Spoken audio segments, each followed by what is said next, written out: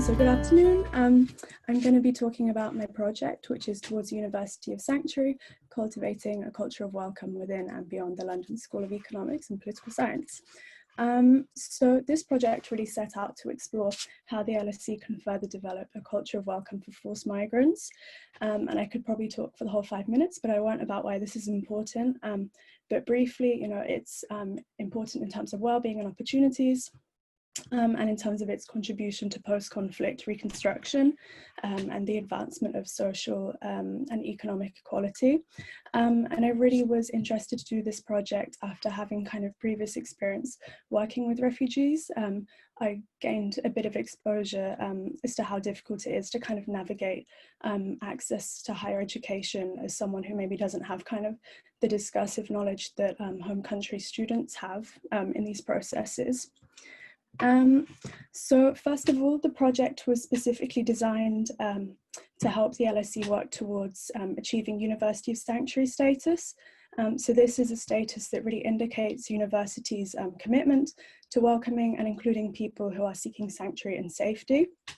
And this is a status that brings a wealth of benefits not only to the institution, the university, but also to staff, students, and people in the wider community.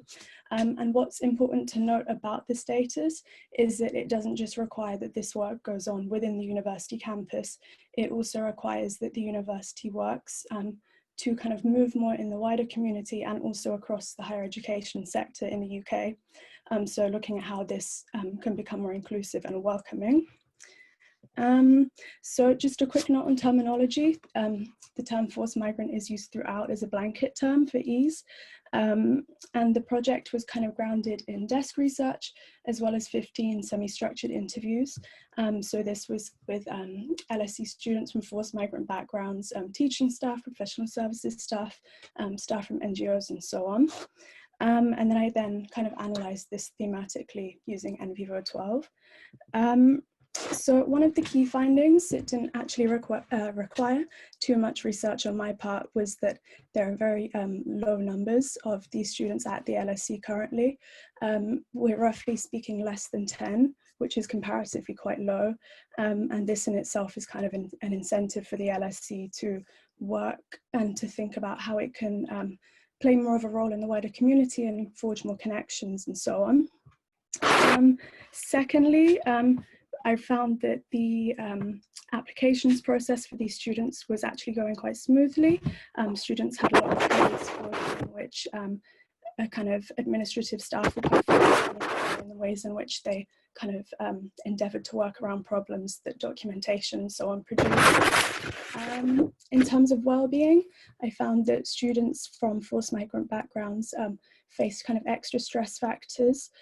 So for instance, students experienced kind of stress over legal limbo whilst waiting for kind of confirmation of legal status.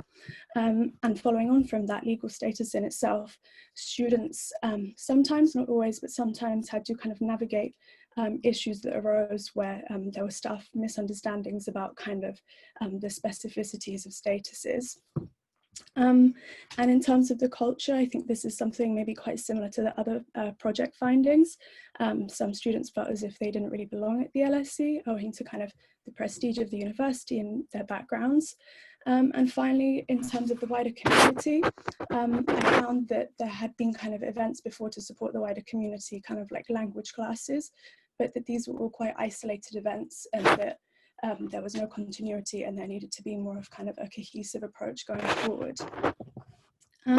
So there's kind of 5 key recommendations.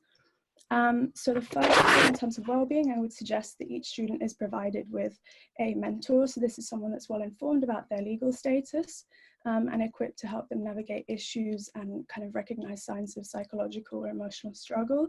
And ideally, this person would meet once a term with the student to kind of prevent the escalation of issues which has happened in the past. In terms of legal status, I would suggest that the LSE follows the suit of other universities who are kind of offering both academic and professional services staff with training surrounding kind of the extra barriers to education that these students face. So it's not just kind of language barriers or financial issues, but it's also kind of post-traumatic stress and things like this. And there are various charities who will support that work. In terms of the LSE culture, the LSE needs to continue to foster a culture that embraces diverse student body, kind of through things like campus media, blogs, and so on.